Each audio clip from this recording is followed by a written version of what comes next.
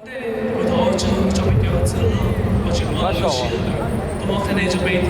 why there's a backup.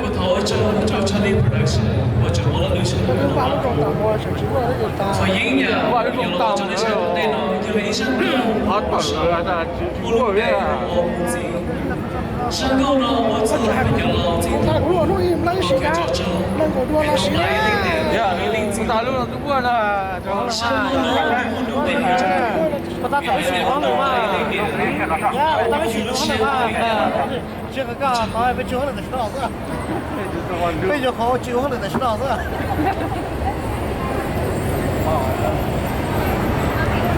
Ya bisa kita lihat tu lah. Dia langgar wah je lah.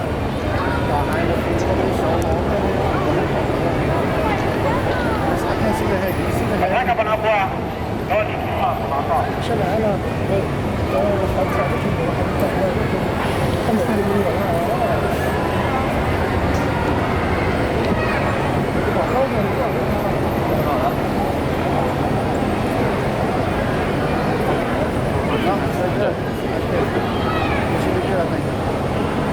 ？Pasang kapan aku coba.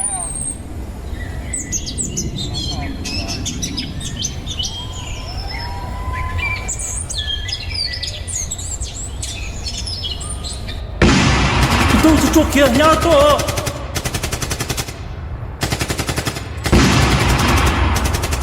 Wow. Gucci. Gucci. Gucci. Gucci.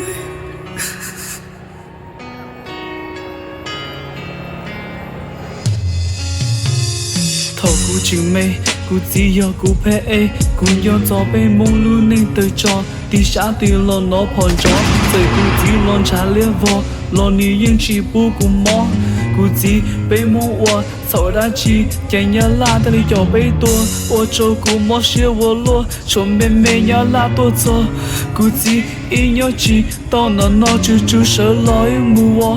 Cú lô cơ cha, cú chỉ nhớ chỉ mua cơ yên chỉ mua cú nhiều ô lý cha. Mi tu, chỉ dulu kau le, kau mau je, kau mau kenal dah, kau mau aku tina jom tu. Xin đó chỉ tao có một tháng đây, kau mau nói je. Bỏ giờ chỉ lưu con em tu John giống gì cho lưu nó mi tu Cú chỉ cú mà khơi có cho lưu cú mà lý châu sẽ cần tới thế li ô tô ý từ tu râu thế li mua bê tiếng đồng mông thế li ba tổ bê hai mông nhà lưu này nhớ so nhiều ô lô cú chỉ nhớ cho cú chơi chỉ mua lên từ nhớ lo lưu cú nhà mó cú siêu ô lô lưu này nhà tuần tây nhớ chỉ mua cú chỉ là cú chỉ cứ nhớ cú mua cứ tiếc tiền gì cú nhớ mua ít gì cứ nhớ lưu tiền cú nhớ mua ít gì cú chỉ cú lưu có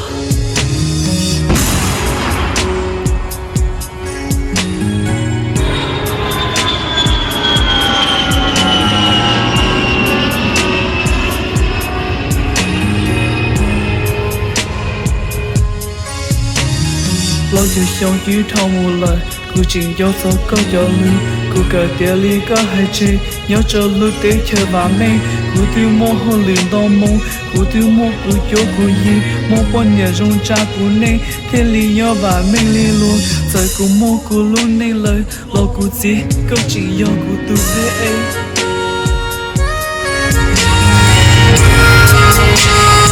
Hãy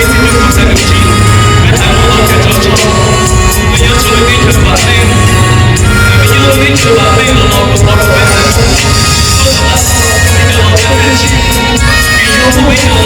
những video hấp dẫn.